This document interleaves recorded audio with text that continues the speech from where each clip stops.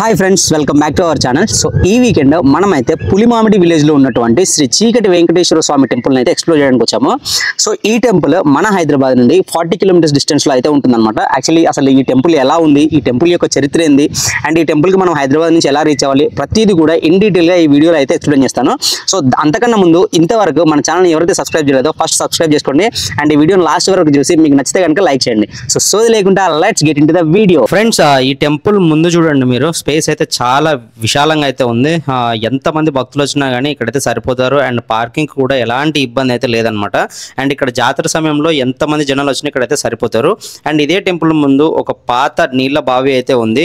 ఇప్పుడైతే అందులో నీళ్ళు అయితే లేవు.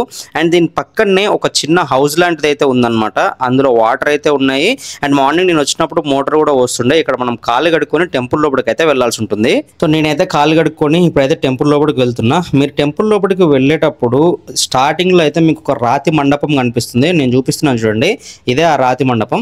ఈ రాతి మండపం చూసిన తర్వాత మనం కొంచెం ముందుకెళ్తే మనకు స్టెప్స్ ఉంటాయి టెంపుల్ లోపలికి వెళ్ళడానికి. ఆ స్టెప్స్ ఎక్కి మనం అయితే టెంపుల్ లోపలికి వెళ్ళాల్సి ఉంటుంది. పదండి వెళ్దాము.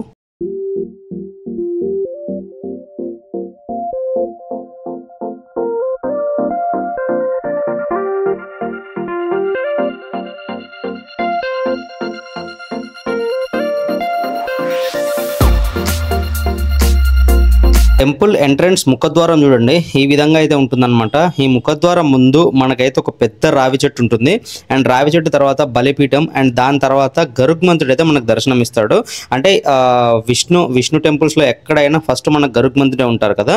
సో ఈ వెంకటేశ్వర స్వామి టెంపుల్లో కూడా ఈ గరుగ్మంతుడు అయితే ఉన్నారనమాట. ఈయన దర్శనం చేసుకొని ఈ టెంపుల్ కొంచెం లెఫ్ట్ సైడ్ వెళ్తే కనుక మనకు అక్కడ వినాయకుడు అండ్ శివలింగం అయితే ఉంటాయన్నమాట. సో వినాయకుడిని శివలింగాన్ని దర్శించుకొని మనమైతే ఇక టెంపుల్ లోపలికి వెళ్ళిపోదాము.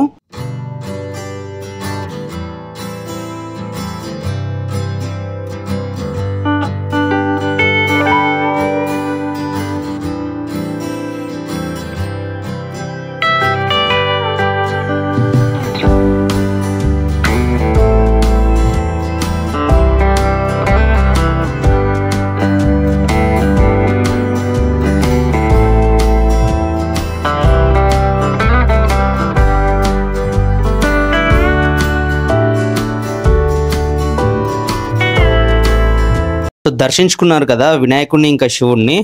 ఈ టెంపుల్కి మీరు ఎలా రీచ్ అవ్వాలో ఇప్పుడు నేను చెప్తాను, వినండి. మన హైదరాబాద్ నుంచి ఈ టెంపుల్ వచ్చేసి 45 కిలోమీటర్స్ అయితే వస్తుందన్నమాట.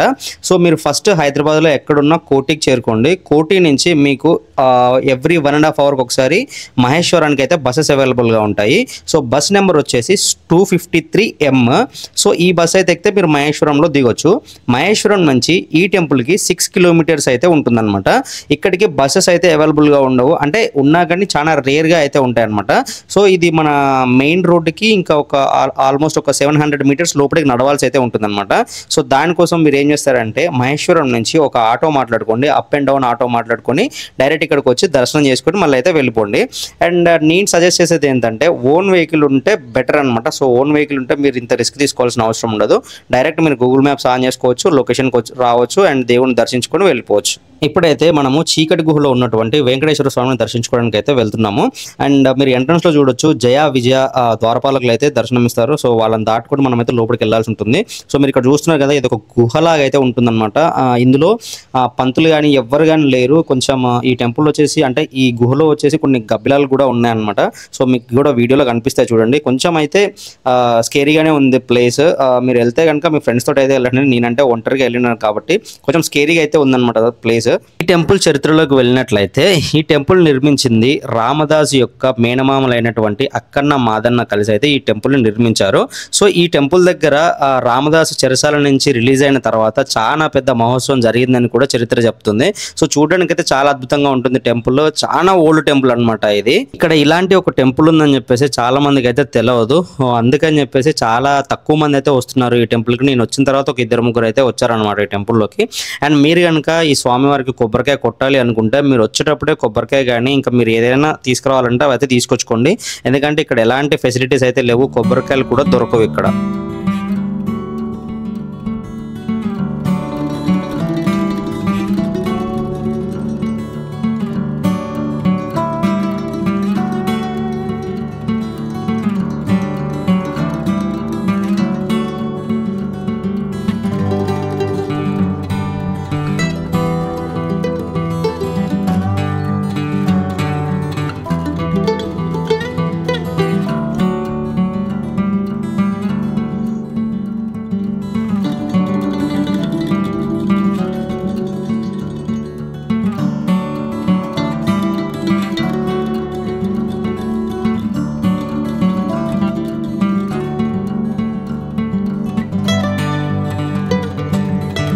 స్వామివారిని దర్శించుకొని టెంపుల్ బ్యాక్ సైడ్ వస్తే స్వామివారి పాదాలు అయితే ఉంటాయన్నమాట. సో నేను మీకు ఆ పాదాలు కూడా చూపిస్తాను చూడండి.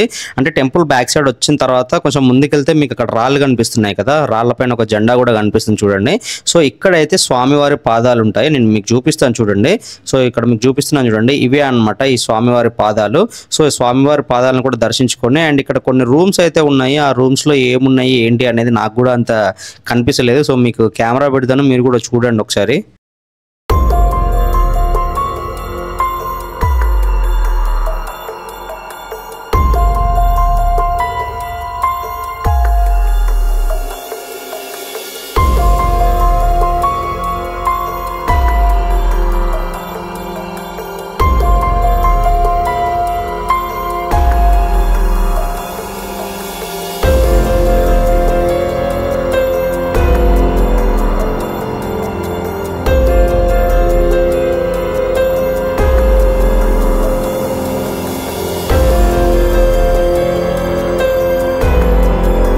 టెంపుల్ ఓవరాల్ వ్యూ చూపిస్తాను చూడండి. ఇక్కడ నుంచి చూస్తే మీకు టెంపుల్ మొత్తం కూడా కనిపిస్తుంది. సో అక్కడ మీకు మండపం కానీ, అంటే టెంపుల్ ముందున్న మండపము, అండ్ ఇది టెంపుల్, అండ్ నేను మీకు ఇంతకుముందు చూపించిన రూమ్స్ అనమాట అవి. అండ్ దాని వెనకాలే మీకైతే స్వామివారి పాదాలు అని చెప్పేసి అన్నాను కదా, సో అవి కూడా ఉంటాయి. అండ్ ఇక్కడ నుంచి చూస్తే మీకు ఎంట్రన్స్ వ్యూ చూడండి. సో చాలా అద్భుతంగా అయితే ఉంటుందన్నమాట. నేను చెప్పాను కదా కొంతమంది భక్తులు వస్తున్నారు అని చెప్పేసి, ఇదిగో చూడండి, ఇంత పెద్ద టెంపుల్కి అసలు జనసంచారమే లేదు. అంటే ఈ టెంపుల్ ఉందని కూడా చాలా మందికి తెలియదు. సో మీ ఫ్రెండ్స్కి అయితే షేర్ చేయండి, వాళ్ళకు కూడా తెలిసేలా చేయండి షేర్ చేసి. సో చూసిరు కదా ఫ్రెండ్స్ వీడియో అయితే. ఈ వీడియో మీకు ఎలా అనిపించిందో నాకైతే కామెంట్ రూపంలో తెలియజేయండి. ఒకవేళ మీకు నచ్చినట్టయితే లైక్ చేయండి. అండ్ ఈ వీకెండ్ ఎవరితో అయితే ఈ టెంపుల్ని విజిట్ చేద్దాం అనుకున్నారో వాళ్ళకైతే ఈ వీడియోని షేర్ చేయండి.